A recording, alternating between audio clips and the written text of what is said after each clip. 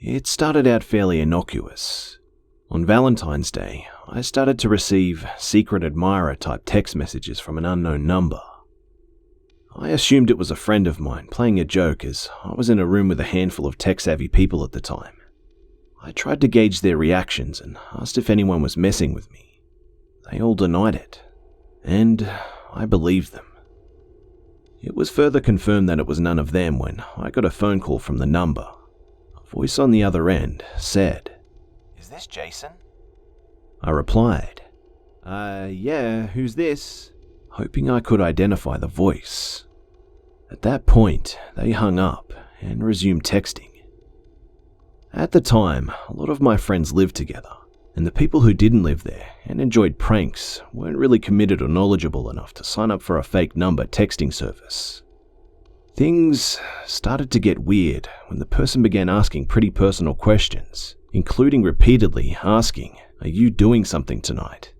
To which I replied, yes, I was working, but they kept insisting that we should meet up.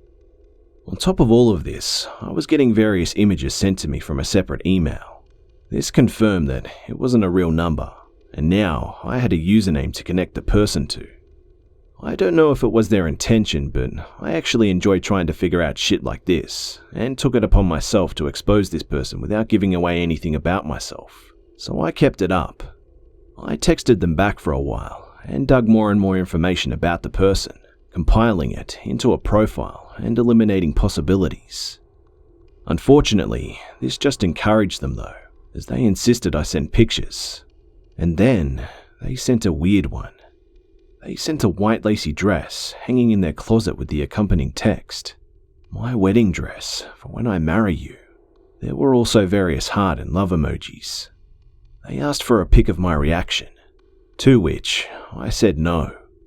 They then said, "Why not? Please. Pics of your surroundings, please. Your room, your face, anything more." I responded with, "You gotta tell me who you are, otherwise I'm definitely not sending you any pictures." They replied with, "I'm not telling you who I am. I don't feel comfortable yet." They then said, "I'm not telling you who I am until I feel comfortable." I just thought to myself, you've got to be fucking kidding me. You're the one who's uncomfortable? They continued to pry about where I was going to be that evening, and I still refused to give details. But then, they dropped where they were going to be, a party on campus that night. I couldn't go regardless because I was working. I should also mention that the texting conversation was all over the place. It was like 3 different people were all trying to talk to me about different things all at once. Again, I was bombarded with personal questions about past relationships and what kind of girl do you find yourself most attracted to. There was a little bit more back and forth, not too interesting. But then I got another bombshell. They asked if I lived in apartment 68, which I did, but I lied. I said close, but not quite. They then texted, "Oh, could have sworn. Where do you live? Are you involved with anyone at the moment?" I recognized the style of the apartment they were in based on a picture from earlier, so I decided I'd throw a curveball. "You live in 52, right?" "What? How do you know?" "I recognize your door." All the shitty apartments had the same color door frame, which was visible in the edge of a picture they sent. The conversation kind of fizzled out here. I didn't go to that party and didn't get any more texts. Among the pictures they sent me were some screenshots of my Facebook, photos of their bed, a pipe, some posters, and some other pretty boring stuff. And so, that was February.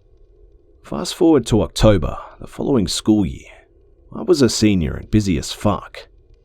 One evening I got a text from an unknown number. They asked if it was me, so I played dumb and pretended like I wasn't freaking out that after many months, this person was contacting me again, and I still hadn't figured out who it was. These questions were instantly more personal and really weirded me out. They said, "Don't ruin the fun. Not knowing who I am is part of the mystery. I won't tell you who I am. Not now. Too much to lose. I don't want you to know. Not because I'm being cruel. It's just better if you didn't know. That doesn't make sense. Trust me, you don't want to know. You'll be better off not knowing. Trust me. Okay, whatever. Why are you texting me again anyway? Are you mad at me? I just have no one to talk to. Does my personhood really matter? Can we talk about something else? I responded with, like what? I'm pretty tired of this shit and trying to work, but I do want to see if I can pick out any more details, so I'm doing a bare minimum to keep this going. Do you celebrate Halloween? I guess I'm boring you. I have a better question. Have you ever been in love? No. How do you know if you've ever experienced it? For a response so extreme, you'd think you'd experienced it before. But I guess it's a matter of perspective. You must be a godly man then. These texts are coming so fast now that I can't keep up. Was that too harsh? What a response. Bye. They finished with explosions and violin emojis. The next day, around the same time, I get another text. Keep in mind the person is referring to their friend, but I honestly believe that this friend is made up. I was talking to my friend about you today. Who's your friend? Don't you want to know what we talked about? Yeah, sure. Then like 3 hours later, they replied. We talked about how you seem like the type of person to fall in love easily. You're a sap. Not in a negative way, just an observation, like you're wishing for the one. I responded with laughing. All you care about is finding out about my identity. That would be the most awkward thing ever, so why so eager?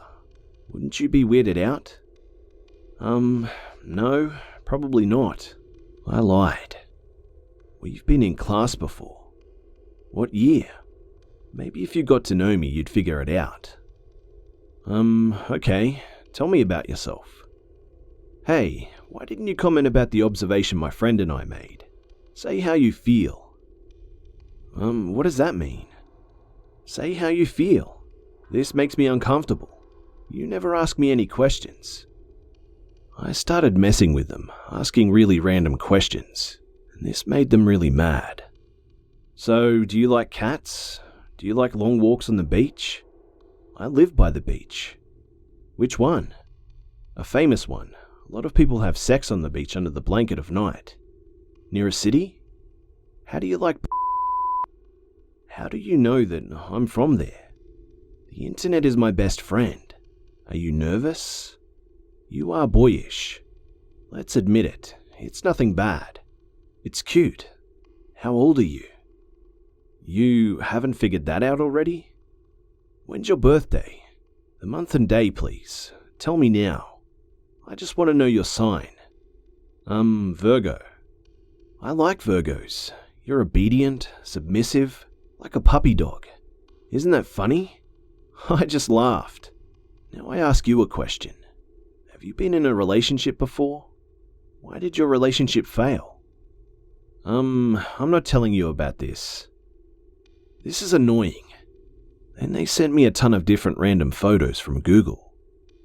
My friend asked me to ask you something, but I don't think I will. What? Can we change subjects now? How was your day? Mine was bad. I don't want to relive it again. It was something I did wrong. So I only have myself to blame. She wanted to ask something intimate, but I'm not going to share it, since you don't like to talk about that. It's extreme and you're probably not going to answer. I feel sick asking it. Don't have me, I'm just the messenger. I'm embarrassed. You're not going to answer. Okay, I could answer. Okay, so we really want to know if you're a virgin or not. Scratch the virgin part. Have you ever had intercourse? See, I knew you wouldn't answer. I didn't answer, and they didn't write anything else. That was all of October, and now to this December, the end of the semester. Hey, who's this? It's me. I can tell you who I am. When I leave campus, that is. I'm never going to see you again, but I can tell you who I am. Okay, tell me. When I leave campus, I'm never going to see you again. I'm going to be gone. I'm leaving next week, so... You're so serious. Hello? You're ruining it though. Now, I want to punch you. Sorry, I didn't mean to send the last one. Then they proceeded to call me multiple times. I denied every call, but they just kept coming. I think that there were 14 calls that night, then a text from a fake number. I sent a message asking the person to please stop texting me. Then there were more calls, so I turned my phone off. The following week I was in the class. I TA'd. The students were presenting their final work on the projector, and I had queued multiple tabs on the projection computer. 2 different students had worked on the Google Drive. When the second student logged into their account, they didn't open a private window, so it logged out of the first student. I saw this happen, but the first student wasn't in the room, so when she came back, I asked her to re-log in. We were both standing in the projection booth. She was at one end of the computer, and I was messing with the sound system on the other side, but happened to turn and look at the projector screen when she was logging into Google. And this hit me like a ton of bricks. The username she logged in with was the same username as the TextNow account that had been sending me photos. I quickly turned away and pretended to be busy with something until she finished opening her work. I thanked her and she left the booth without realizing her mistake. I tried to play it cool, but inside, I was going crazy for the rest of the class. After almost a year, I knew who it was. She finally slipped up. And honestly, I was much more scared now than I had ever been. This person had a history of being pretty creepy around my friends, and although she had never personally interacted with me outside of class, all of my friends had strange experiences. My friend Michael was working endlessly on his thesis in the building. He was about 50 hours into a NoSleep work binge, and it's like 7 a.m. She walks in and starts working on a computer in the lab. Another guy, Dave, comes in and remarks about Michael. "You're still here?" "Yeah, I've been working for days. I'm starting to see things out of the corner of my eye. Sometimes I see a tall man in a suit." She immediately turns around and says, "You see him too?" Michael has no idea what to say, and Dave jokes about it being the ghost of the building. And after that, she doesn't say anything and goes back to work. Another friend, Isaac, also worked late in this building and sometimes would find her waiting outside the front door around 3 a.m. and she would follow him home. Occasionally, she'd show up outside of his door at night and demand to be let in. One time, while I was actually at his place, she came to the back door with a peephole and knocked for upwards of 20 minutes. We pretended not to be home and shut all the blinds on the front of the house and went upstairs. There's plenty more to tell about their interactions, including one where she attacked him at a party, but that's delving way into another story.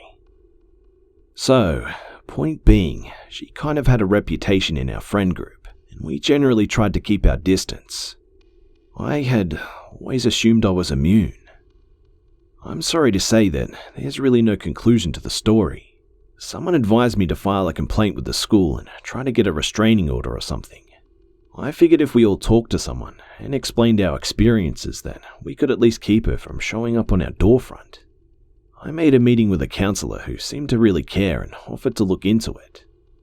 A couple of weeks later, the counselor emailed me saying, "This student is going abroad next semester, so we're not going to do anything."